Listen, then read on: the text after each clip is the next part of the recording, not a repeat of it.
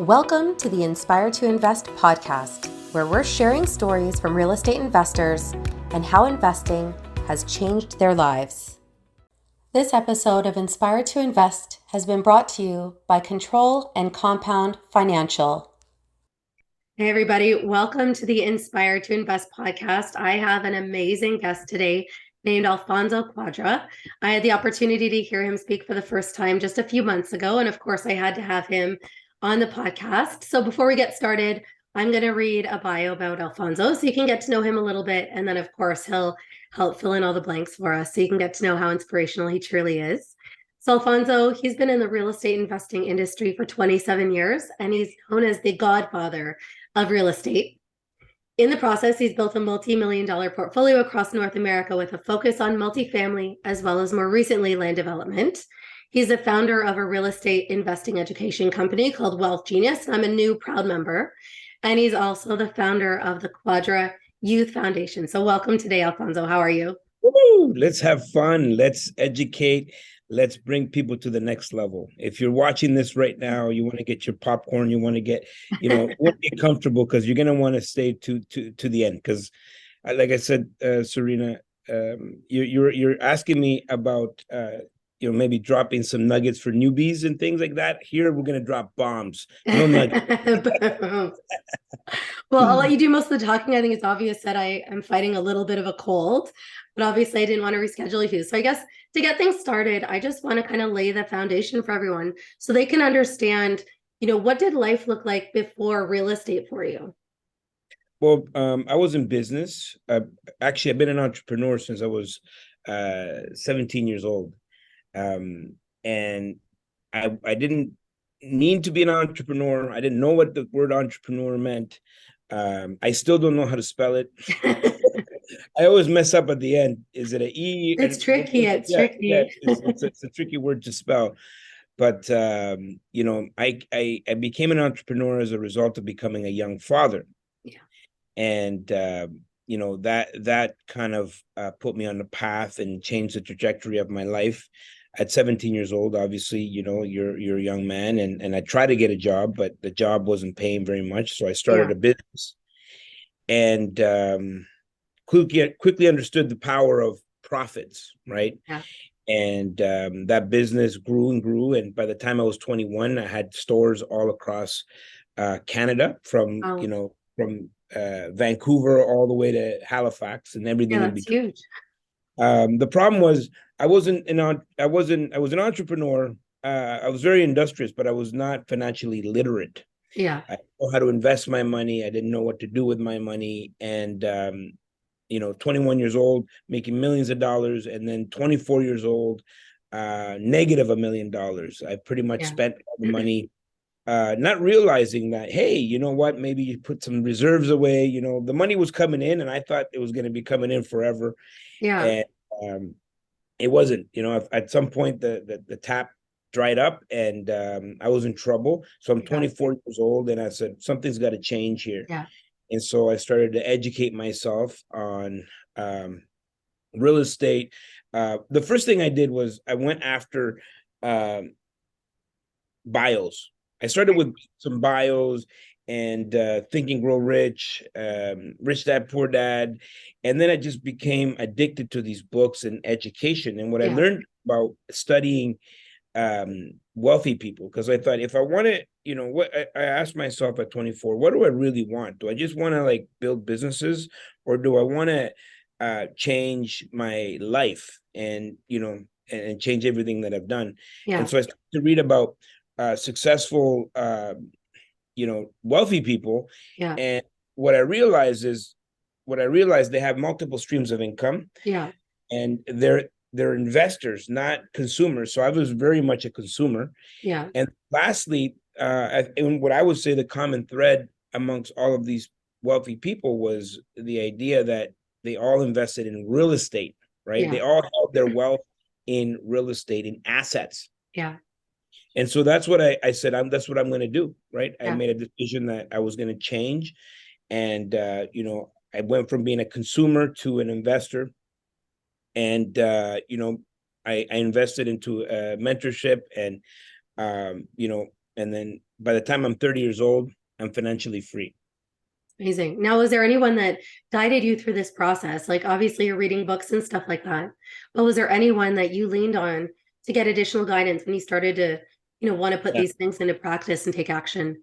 Well, organizations like Wealth Genius didn't exist.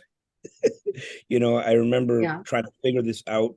I knew that real estate was the path. I just didn't know how. Yeah. I was in a dark How to place. get on it. Yeah, I was in a dark place because my business wasn't doing very well, and Yeah. I wanted to go back and rebuild my business, and I couldn't pay myself a salary, so no income. I destroyed my credit. I'm 24 years old. I got a small family, and so what am I going to do, right? This is before the internet. I mean, not before the internet, but before we were actively on the internet all the time, Yeah. and had like to think about having these mediums before it would have been I would have said you're crazy. Yeah. So our marketplace was the classified sections Yeah. in the newspapers. You know what newspapers are? You remember newspapers? I do. I went to school for journalism, so yeah, I know what they are. Yeah, yeah. So if I ask my daughters that, they might not be able to answer the question. But ultimately, these newspapers at the back of all newspapers, you had the classified sections. And I remember I always read through the classified sections just to see what's going on, if something's up. And I remember seeing, this guy, Tony, he's looking for joint venture partners. This guy, Tony, had hard money to lend. This guy, Tony, had an apartment for rent. This guy, Tony, has a property for sale. Tony's And everywhere. I got to talk to this guy, Tony. Yeah. And so, I connected with Tony and I asked him to be my mentor. And, he said, this is not, I don't do that, And so I said, what if I make it worth your while? And then he gave me a number that would probably scare most people. Yeah. But I wanted it so much, and I needed to create a cheat code that I wanted to tap into someone else's experience, because everything up to that point hadn't worked for me. Yeah. And so that's kind of like, that was my first experience getting mentorship. After that, I was addicted. I mean, Yeah. I've invested, I would say, into the millions in myself, in my personal development, coaching, mentors. I've poured into myself to get to the next level. Every time I feel there's a ceiling, I push, and I find myself, the best way to do that, to fast track that, to compress the time, is to get to someone or connect with someone that has done it before. Yeah, no, absolutely. So then what did that first real estate investment look like? Like, I know your story, but for anyone else that they already don't know you, like, what did that look like going from my actual first investment, it was when I was 21. But I didn't do it as an investment. I pretty much, I bought a house as a consumer. Yeah. Right. And for me, that experience was incredible because, no one in my family in Canada had owned a house. My grandparents owned a house back home where I come from, El Salvador, but that was it. Like there was no land ownership in my family really to be talked about. And my grandparents had lost their house. At some point they couldn't afford it. They had to sell the house. So there was no one in my family had owned a house or land. And so it was really fascinating to me. And, I bought it for all the wrong reasons, but I entered the game. And, I'm 21 years old, and that was my first experience with the single. I did convert the basement into a unit, but there's still a lot of money going out, not enough money coming back in. Yeah. So I did sell that house. And when everything was kind of like, I'm rebuilding myself when I was 24, I'm negative $1 million. I have to rebuild myself. I sold everything that I had. I went from driving fancy vehicles to regular vehicles and, all of the things because I wanted to rebuild myself. Yeah. The idea was to take whatever's there and then reinvest those funds. I didn't know that all the stuff that I had bought would lose so much value, except for the house. Yeah. The house was the only thing that retained its value. In fact, it increased in value. And, I find myself with $93,000 from selling that house. And my first move, and this is why you need the mentorship, because I didn't know what to do. I didn't have any credit. I didn't have any income. I had no income, no credit. Yeah. And so the first thing that I did do was a conversion, right? We turned a duplex into a triplex. Now, did Tony put that in his name as a money partner? Because you're talking about having no credit and obviously like just the circumstances. So was that kind of the nature of that relationship? No, he just told me what to do. I had to figure things out on my own. Okay. So then how did you finance something like that? Like obviously 93,000 is not enough to buy a house. Private mortgage. Okay. Right. It was a private mortgage. I didn't even know about private mortgages. Yeah. And most people don't. So I think I thought the bank had the money. Well, that's just it. I think a lot of people just aren't aware of all the different things that are out there because they think, I have no money. How do I get started? Yeah. And then that's where, a podcast like this can help educate people, right? No, I love it. I love that you're doing this. Everybody needs education, and podcasts like this can help someone go to the next level. Yeah. Ultimately, for me, it was, I didn't want to get in my own way, right? So I didn't know about private lending. I didn't know about appraisals. I didn't know about anything, right? I was like, okay, this is what you should do. And that's what I did. Yeah. I took a duplex and I converted it into a triplex. It automatically, I've done a few things. I figured out how to live for free.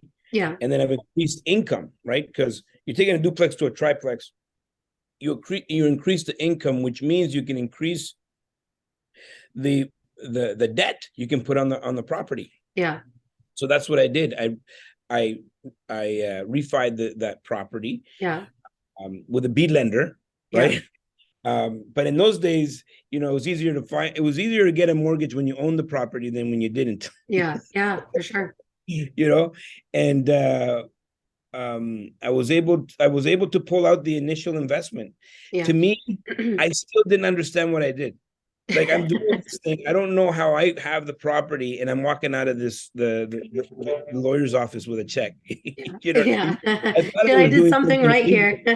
No, it felt like, whoa, like how do people don't know about this? Yeah. Yeah. And basically, I went back to my mentor at that time, and I said, okay, I did this. Like, what's next? He's like, do it again. Yeah. So, I'm investing all of this money in the coaching, but basically it's just rinse and repeat. That's exactly what it was. I needed to build my portfolio, and I ended up that year with 11 properties. Wow, that's a lot in 1 year. My second property was a 7-unit apartment building, and my third was a 10-unit apartment building. Something about reading all of these books about all these wealthy people, what I realized quickly is that no one was talking about the single family home, or no one was talking about the duplex, triplex. Most of them have real assets, real commercial, whether they're residential or commercial assets, commercial. And I knew that I needed the economy of scale, right? In order to speed things up.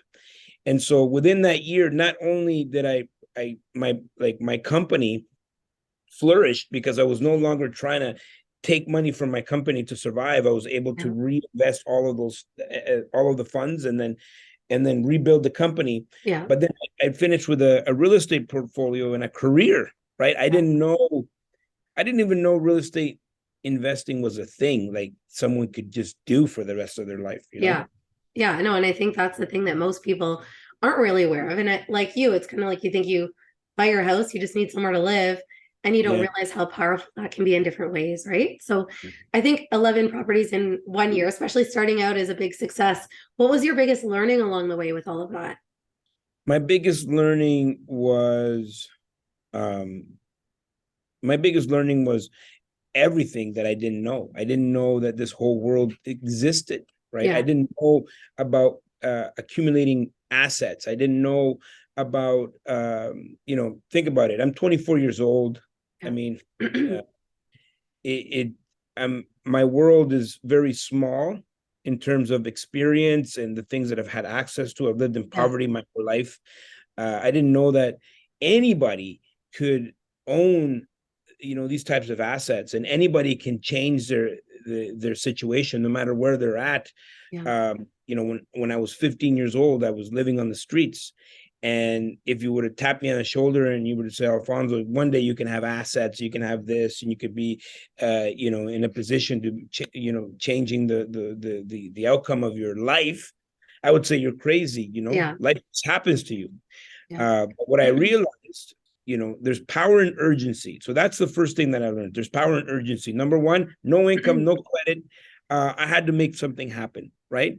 And I think that urgency drove me to success, right? Yeah. It just drove me. It's like, like I was trying to figure out how I'm going to survive. Then when I look back, I'm like, okay, I'm doing it. Yeah. Yeah. And so that first year, I put my head down and went to work. By the time I'm 30 years old, I'm financially free. Yeah. I sold that company that I told you that was negative $1 million. Yeah. I sold it. I sold that company, and I like, now I'm like 30 years old. Like, I don't have to work another day in my life. Yeah. Right? And so what I learned from that experience that first year is that anybody can do this. Yeah. Right. And I remember asking myself, why doesn't everybody do this? I mean, this is incredible. This can help so many people. It's helped me. I've come from a life of poverty. Yeah. And I just wanted to share it with everyone. I wanted to like shout it at the top of the mountains. Well, I realized nobody listens. You just look like a crazy person. I think sometimes they can. Like, I think one of the challenges is that people get the job that they're told that they need to get their whole life. And then they're in that job. So they think they've got security. They become complacent. They get comfortable and stuff like that. So it's like they maybe don't feel like that because they don't have the sense of urgency that you're talking about, right? Well, it's the story with the hound dog. You know the story with the hound dog? The hound dog is on the porch, and the owner's right there, and the hound dog is sitting there. And there's this person walking by, and they're like, he's looking at this hound dog. He's like, he's the owner. He's like, hey, did you notice that your dog is like crying or something? Like, something's wrong with your dog. Is just doing this. And so the owner looks at the dog. He's like, don't worry about it. He's just sitting on a nail. Oh dear. And so I was like, what? He's sitting on a nail. Why doesn't he move? Right. Yeah. And the owner was like, well, it doesn't hurt bad enough. Right. And that's the way society is. Yeah.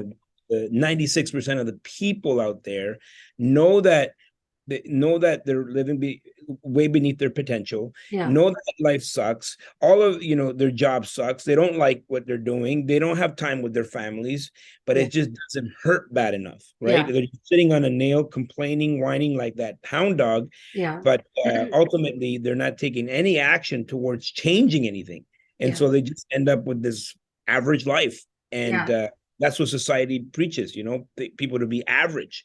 Yeah. And so the idea is like, to be comfortable is like the kiss of death. Right? You can be easily comfortable and you're in things slightly irk you, but not enough for you to do anything in your life, because what happens is people stop growing, they stop learning, they stop creating, they start holding on to the stupid things that they built, because they're like, I don't want to lose this. And so the second they start doing that, they are in contraction. They're dying pretty much. If a plant's not growing, is in contraction.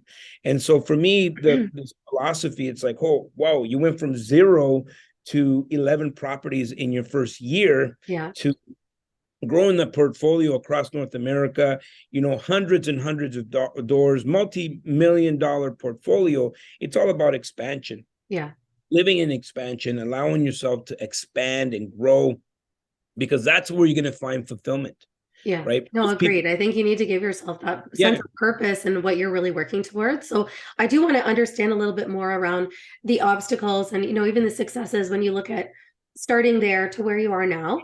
But before we go into that, we're just going to have a really brief break for our sponsors. Hey, Christina Wyatt here from Control and Compound. You might have heard the term infinite banking recently. It's getting more and more popular in the real estate community. Well, I've got Darren Mitchell here, the infinite banking guru, to tell you about it in 60 seconds. So how does infinite banking work? Well, an infinite banking type policy is going to be high cash value. What that means is we're going to grow our cash value inside this insurance policy as fast as we can. This money is going to stay and compound tax-free for the rest of your life. But because you have that, you can leverage other money. The insurance company will loan you 90% of your cash value, but they'll loan you their money. Your money stays in the policy. Their money is automatically loaned to you. You put that money in real estate. You do some great real estate deals. You pay the loan back. You rinse and repeat. The whole time you're doing this, your money's growing completely tax-free, plus you're multiplying the money, plus you have a death benefit. When you hit retirement, what do? Now you start taking tax-free loans from the policy to top up your retirement income, an extra 50, 100 grand a year. That money, you don't pay that money back till death. Then there's a massive death benefit. The death benefit pays off the policy loans, and there's lots left over, tax-free death benefit to your family. That's infinite banking. And at Control and Compound, we are the experts at infinite banking for real estate investors. To learn more, go to controlandcompound.com. Thanks again for following along with this episode of Inspired to Invest. In addition to real estate, investing, and running my own brand experience agency for 18 years, I also published a book called The Accidental Entrepreneur in October of 2021. This is my story, and it chronicles how I turned tragedy into triumph to embrace my destiny in entrepreneurship. If you're interested in picking up a copy, you can find the link at serenahomesrealtor.com, and you can also find my link tree with all of the retailers in the details below. Thanks again for your support. Hey, everybody. Welcome back to the Inspired to Invest podcast. I have Alfonso Cuadra here, the godfather of real estate. He's sharing with us his humble beginnings and how he went from, living on the streets as a teenager to becoming a young father, becoming a millionaire entrepreneur in his early 20s, essentially going broke, and then getting into real estate and building this huge portfolio. So you've talked about, starting with that triplex conversion, 11 properties in your first year. When you look back from then to where you are now, what would you say are some of the biggest obstacles that you've faced as you've been scaling your portfolio? The one of the biggest obstacles that I faced was thinking too small, right? People look at my portfolio and the things that I've done, and they're like, "Whoa, Alfonso, like this is amazing." No one is saying you think too small. Yeah, exactly. But I've spent a lot of time being scared, right? I grew up in a very tough situation, and that doesn't build like self-confidence. That self-confidence didn't come easy to me. Yeah. And ultimately, I didn't think that any of this was possible for me. And if you don't think it's possible for you, it will never happen for you. Yeah. And so, I spend a lot of times just coasting and in contraction, not even knowing it. Even though I'm advancing, I grew my portfolio, and I had these bursts of energy where it's like, okay, like I can make things happen, Yeah. And so, I don't suffer from that anymore. Yeah. Right. I'm going to push everything until, because in my mind, this is how I can live life to the fullest. You can live in true expansion in every category of your life. Yeah. And so some of the obstacles is thinking too small, not trusting my gut on certain deals. So, okay, there's the other side of it. Okay. Thinking too small, not trying, right? Yeah. Or the other side is, thinking you're invincible and not doing the numbers correctly, right? So that's actually my next question is, what's the craziest thing that's happened to you as a real estate investor? So maybe that's like the perfect segue. Well, I mean, I could probably spend the whole time talking about, I've done a lot of crazy things. I bought a lot of crazy properties. I'm the value add guy that went in there and to properties with syringes and prostitutes and drug dealers and crackheads, and you know what I mean. That's kind of like how I got my start. And my some of my obstacles were just assuming. I just made assumptions that, I can get all these people out. Oh, the government's going to be on my side if someone doesn't. Not in Ontario. And so, I made a lot of assumptions. Don't assume, right? What I learned is how to live in expansion, grow, but trust my gut instincts, right? Trust the experience that I have. Don't make assumptions on properties. Don't live in la la land, right? And back it up with due diligence, obviously, right? You could have a feeling about something and then you look into it and they could go on either side.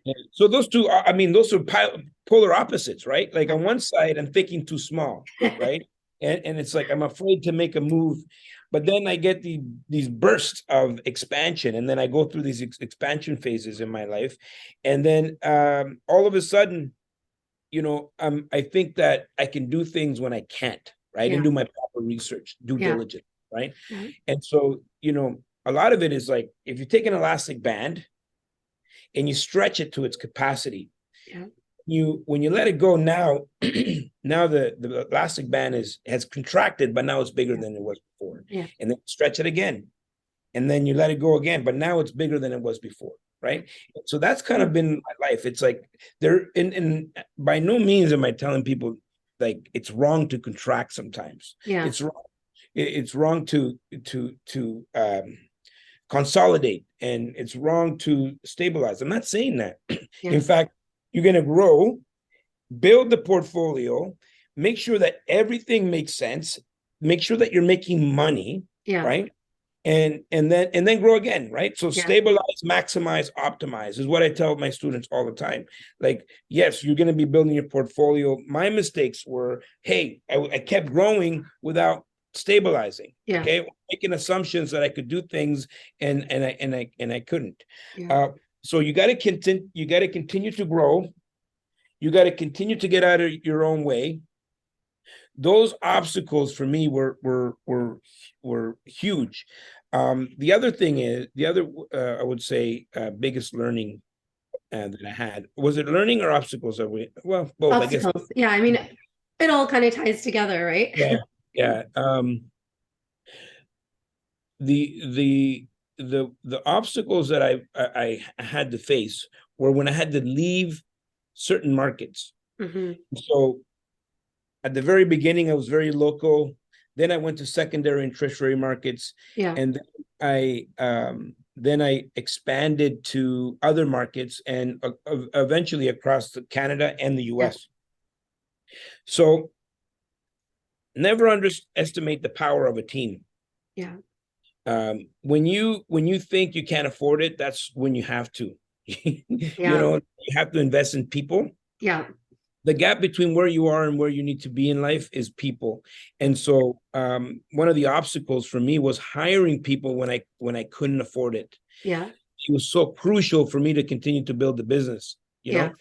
And so I would say those are the three. The first one, thinking too small. Second one, making assumptions. Making assumptions and not doing my numbers. And the last one is the idea of people. Like, people, to grow, you need people. Now, when you think about advice that you've been given, like obviously those are some really good lessons that you've learned. Is there anything that stands out to you as some of the best advice that a mentor has given you or a coach that you've ever had? The best advice, actually, someone sat down with me and they're like, okay, I understand you want all these things now. But let me ask you a question. Where do you want to be? Where do you see yourself in 10 years? Oh, where I see myself here, there, that my company's doing this. And they're like, okay, so the action steps that you're taking today, are they in alignment with where you are in 10 years? And I was like, no. Right? Like, hang on a second. And so the best advice that I've ever was given is like, okay, get really clear on the long-term vision. Yeah. And once you understand what the long-term vision is, now bring that to the present and make sure that every single decision that you make is in alignment with that vision. Yeah. Because what happens is we get distracted. We have goals. We Yeah. have this false idea of time, that we have all of this time when we don't, Yeah. right? And we just end up wasting a lot of time and moving away from the things that we want, you know? Yeah. And I Have think you it's easy to get swept away, like to your point, that you're so busy taking action on things. You know, I was at an event recently and a home builder from BC was speaking, and he said that now he has one day a week where it's just like for thinking. Like he literally just has a day where he doesn't book anything, and it's just so that he can think and reflect and plan. And I think that's so important because it can get it's so easy to get distracted and swept away in all these things. And like you said, it can actually take your focus away from what you're really trying to build and what you're trying to achieve. Not every opportunity is for you. That's what I learned, Yeah. right?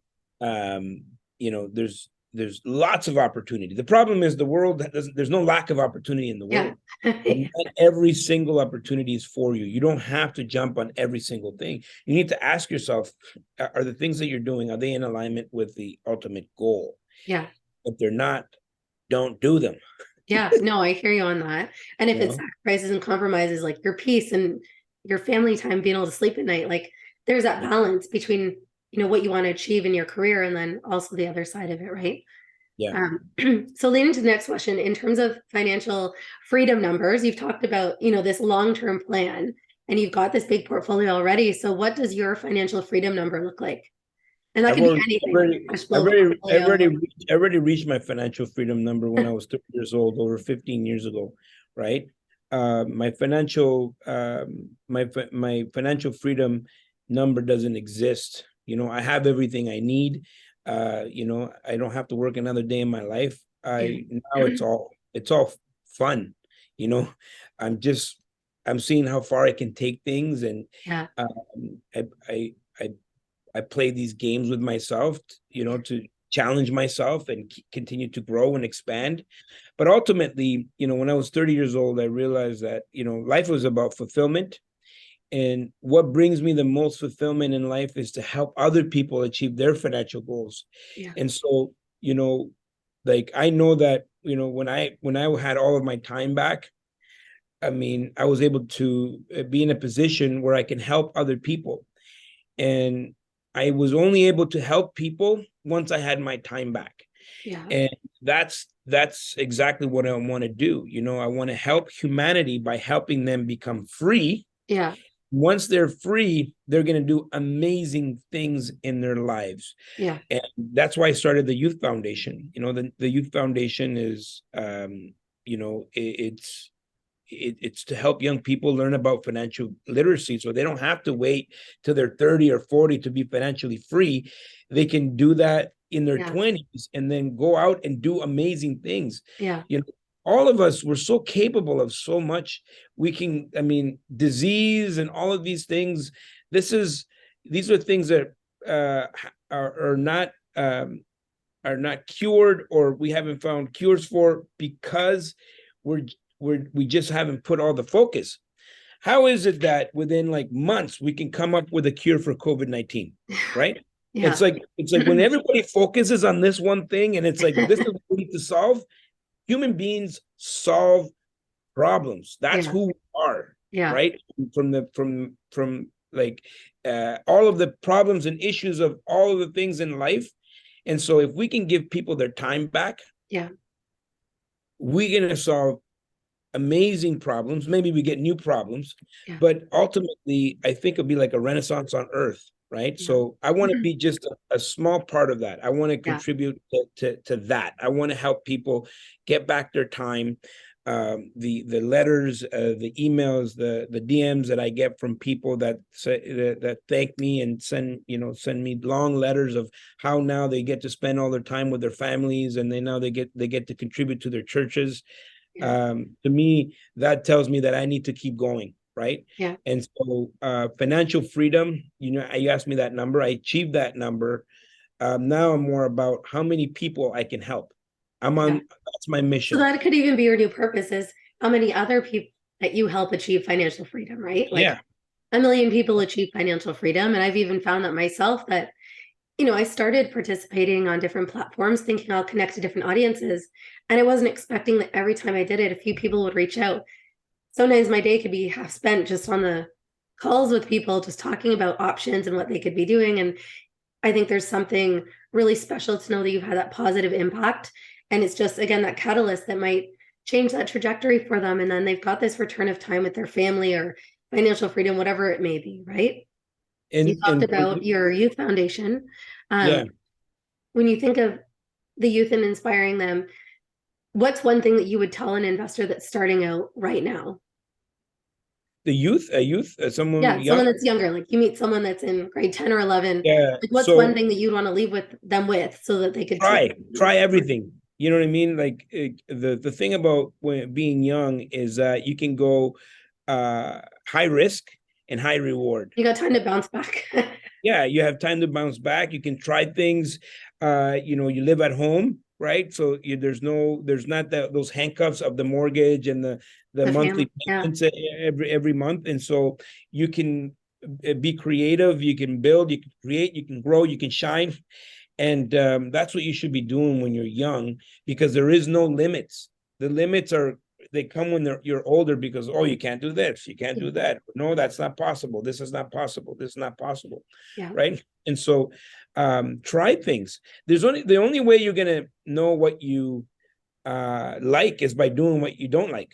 Yeah. Right. And you need to try that. That's being young is having those experiences. And so my foundation, we do one day workshops, and they're called the Ultimate Teen Entrepreneur. So I go through financial literacy, investing in real estate, starting a business, soft skills like learning how to sell, learning how to stand up on stage and delivering a talk, and public speaking, all the things that, in my mind, those are the things that are going to matter in the next 5 years, because everyone has gone behind the screen, that we're losing those interpersonal skills.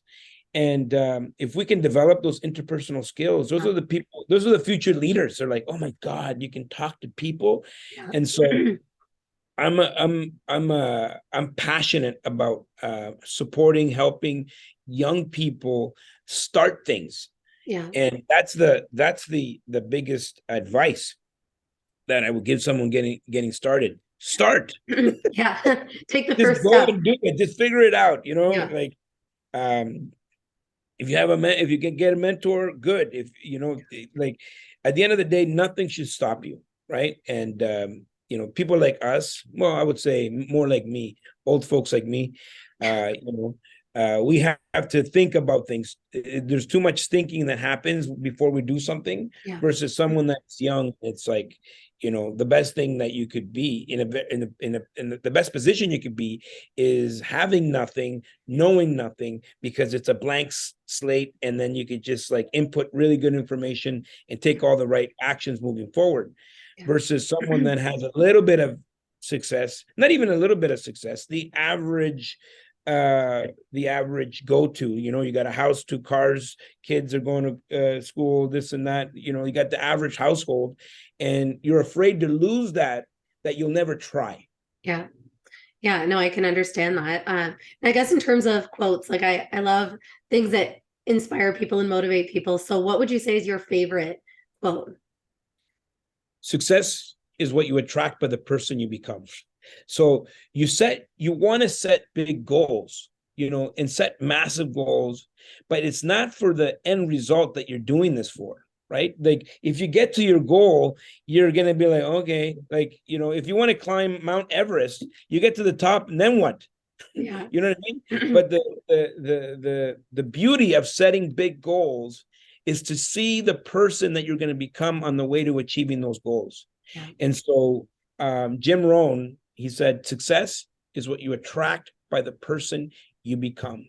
because on the way to chasing these goals, you are getting stronger, you are building connections, and you're attracting all the right people to you. The second you decide to become, that's when you start attracting the right people, the right circumstances, the right ideas, the right capital, the right deals, the right partnerships, the right everything to match the person you've just become. It's only natural.